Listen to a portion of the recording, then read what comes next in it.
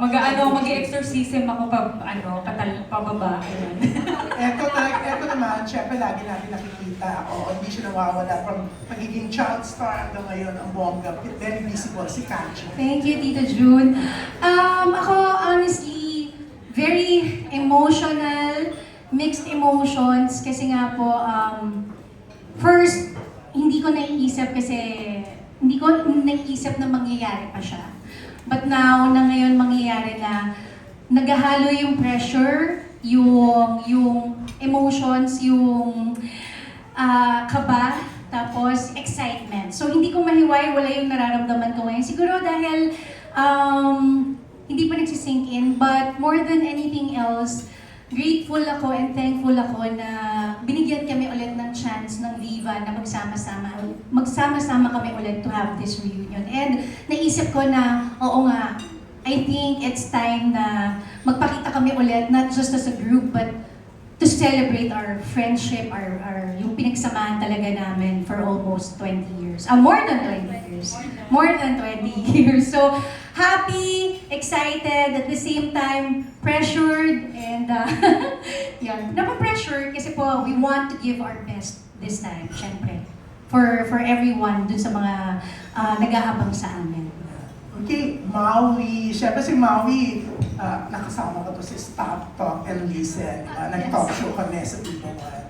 Yes, Maui. Hi, Tita June. Hello, everyone. Good evening, and to all the press here. Siyempre, very excited and nervous at the same time. I mean, we've been doing shows, we've been performing together, pero not as an entire group. So this is very different. Tapos, syempre, yung show namin, we're going to bring something different to the table. And more than anything, this is a celebration of 23 years of friendship and being in the group, in the industry as the Viva Hot Babes. So this is something really exciting for each and every one of us.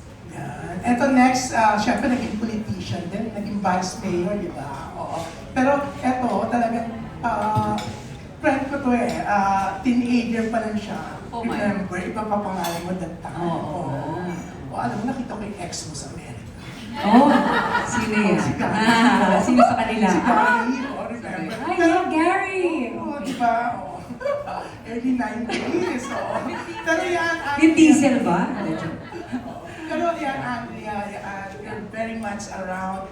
Isa ka rin sa, parang, sabi nila parang may something talaga, parang hindi ka rin tumatanda di ba? Very pressed talaga yung tsura mo. Very what? Sorry? Very pressed. Fresh! Wow, lahat naman kami mga fresh na mga bulaklak pa. Yeah, so how do we feel?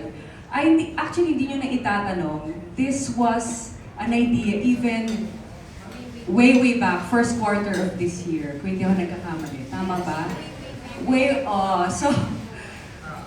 So ang feeling namin nung time na yun, actually, we all refused. Kasi talaga namang, katulad nga ng sabi ng iba sa amin dito, we already had other things to do, nag-iba-ibang mga path, and then medyo, ako, medyo nagmanang-manang na ako. I was accepting roles na, alam mo na, just to tone down, the sexy image and stuff like that. So talagang at first, we didn't want to do it. And at the same time, we didn't want to take the spotlight from the sex bomb at the time. Because we were like, so we were like, no, we shouldn't, we shouldn't do it na pabara-bara din. We were not ready at that time. So, but like my prayer earlier, I said that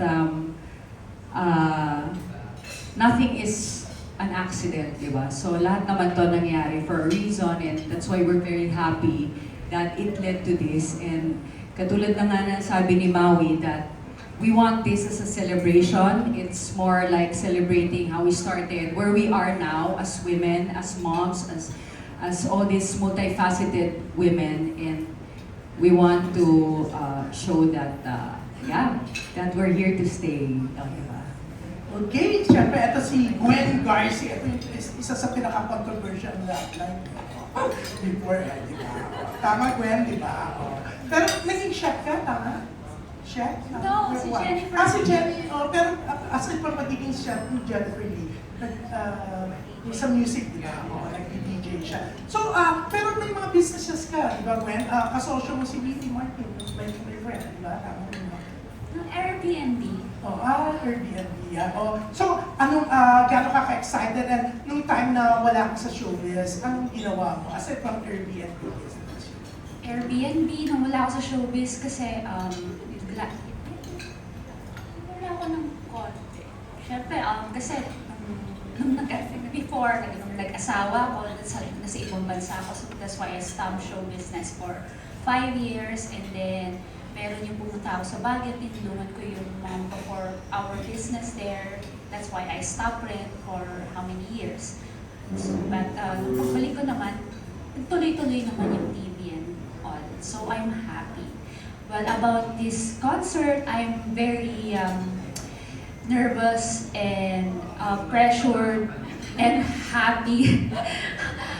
Lahat na lang ng kaba na nararamdaman namin lahat. Pero we thank God for giving us a chance to be together because minsan lang kami magkasama-sama for, like what you said, for 23 years, never kami nagkasama ng ganito. Kaya exciting at the same time.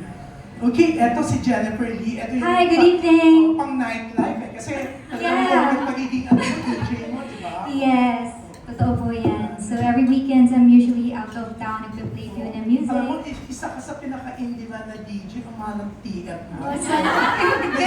Isang friend kasi ako, inquire siya. Sabi, grabe. Talagang, alam kong yaman mo dahil ang taas mo. At mag-hindi ka talaga as DJ. Tapos, naging chef.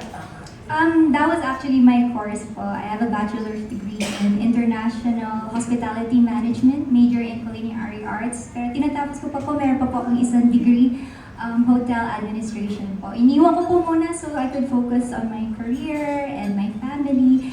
Pero sana mabalik ako kasi isang semester na lang po yun. And this time, you're doing bulaklak. Yes, this time mamumulaklak po kami muli. And sobrang excited kami. Mixed emotions po, like Katja said. But my heart is so full of gratitude kasi makita niyo naman po, through the years, ito pa po kami magkakasama. Ang lalim po ng friendship namin. And I'm also so grateful sa lahat po ng sumuporta, nagmahal po sa amin at sa musika namin. And dahil po sa kanila, andito kami, not only to celebrate our friendship, but para po makilala, makasama at mapasaya po sila muli.